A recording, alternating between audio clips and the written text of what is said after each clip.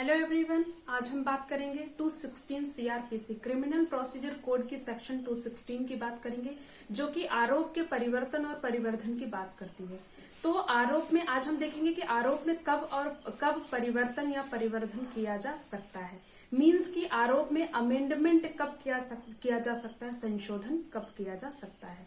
तो सेक्शन 216 जो है वो बात करती है कि आरोप में परिवर्तन या परिवर्धन के बारे में। तो सबसे पहले हम देखेंगे कि आरोप में परिवर्तन कब किया जा सकता है। तो आरोप में परिवर्तन जजमेंट सुनाए जाने से पहले कभी भी किसी भी स्टेज पे कोर्ट को ये अधिकार है, ये राइट है कि वो बोल सके पक्षकारों को कि आप अपने आरोप में परिवर्तन या परिवर्धन कर सकते हैं। या तो स्वविवेकानुसार से कोर्ट बोल सकता है, या फिर पक्षकार अगर एप्लीकेशन देते हैं कि हम अपने आरोप में परिवर्तन या परिवर्धन चाहते हैं, तो फिर कोर्ट को अगर लगता है कि ये एप्लीकेशन जो है टाइमली है, स्टार्टिंग में अगर उन्होंने नहीं दिया है और रिजनेबल रीजन बता दिया है क्यों हमने स्टार्टिंग में नहीं दे पाया इसके लिए एप्लीकेशन, या फिर क्यों हमने एक विधिवत तरीके से ही आरोप विरचित नहीं कर पाए, तो इसके लिए अगर रीजनेबल रीजन उन लोग बता देते हैं कोर्ट को, तो कोर्ट किसी भी स्टेज पे जजमेंट सुनाने से पहले आरोप में परिवर्तन के लिए अनुमति दे सकता है, या आरोप में परिवर्धन के लिए अनुमति दे सकता है। तो सबसे पहले हमने तो पहला ये देखा कि आरोप में परिवर्तन कब किया जा सकता है। आरोप में परिवर्तन जजमेंट सुनाए जाने से पहले निर्णय सुनाए जाने से पहले कभी भी चार्ज में अल्टरेशन किया जा सकता है, या फिर उसमें कुछ भी जोड़ा जा सकता है, कुछ कम किया जा सकता है या कुछ जोड़ा जा सकता है। इसके बाद दोस्तों हम प्रोसीजर देखेंगे कि इसकी प्रोसीजर क्या है, आरोप में परिवर्तन करने की प्रोसीजर क्या है, कोर्ट क्या करेगा। तो कोर्ट सबसे पहले पक्षकारों को क्या करेगा, ये परिवर्तन करने का जो भी वो है, एक डॉक्यूमेंट है जो वो बता रहा है, तो सबसे पहले पढ़ के सुनाएगा। दोनों पक्षकारों को बुला के कोर्ट सबसे पहले उसके परिवर्तन या परिवर्धन के बारे में पक्षकारों को सुनाएगा। इसके बाद यदि आरोप में किया गया परिवर्तन या परिवर्धन ऐसा है कि न्यायालय की राय में परिवर्तन करने के बाद तुरंत विचारण स्टार्ट कर देना चाहिए, और ऐसे तुरंत विचारण के बाद उस जो अक्यूज्ड अपने प्रतिरक्षा करने में, या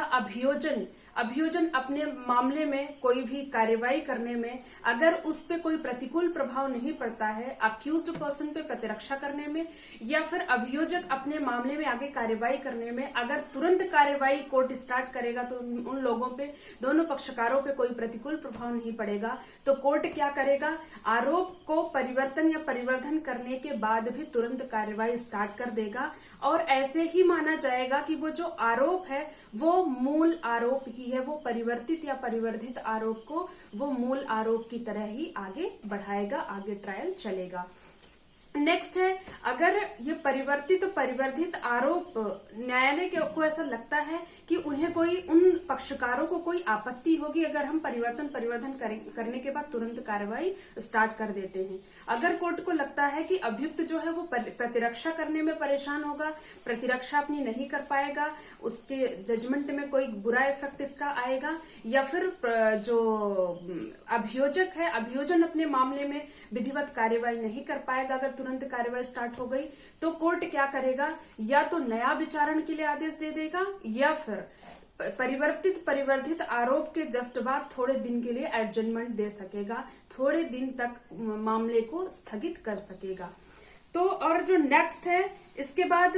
दोस्तों हमने इसमें क्या क्या देख लिया कि सबसे पहले कोर्ट क्या करेगा, उन दोनों पक्षकारों को सुनाएगा, समझाएगा पढ़ के कि आरोप इस तरीके से परिवर्धित किया जा सकेगा। इसके बाद ये देखेगा कि दोनों पक्षकारों पे कोई बुरा इफेक्ट तो नहीं हो रहा है, उस पर प्रतिकूल प्रभाव तो नहीं पड़ेगा। अगर प्रतिकूल प्रभाव पड़ता है तो तुरंत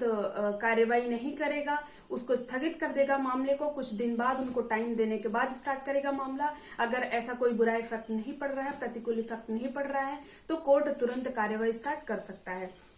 दोस्तों इसमें एक केस है, राजवीर उर्फ राजू वर्सेस हरियाणा राज्य 2011 का केस है। ये सुप्रीम कोर्ट ने कुछ गाइडलाइन दी है, तो निचले न्यायालयों को दिशा निर्देश दिया है कि अगर आपके यहाँ मीन्स की निचली अदालतों में 304B का मैटर यानी दहेज मृत्यु का मैटर पेंडिंग पड़ा है, मामला चल रहा है, तो आप उसमें अमेंडमेंट करके जजमेंट से पहले पहले उस मामले में को अल्टर करके उसमें परिवर्तन या परिवर्धन करके 302 की भी कार्यवाही आप चला सकते हैं, क्योंकि वहां पे किसी का मर्डर होता है, दहेज की वजह से किसी की मृत्यु होती है, तो 304 बी के साथ साथ आप उसमें अमेंडमेंट करके उस जो चार्जेस हैं आपके चार्जेस में अल्टरेशन करके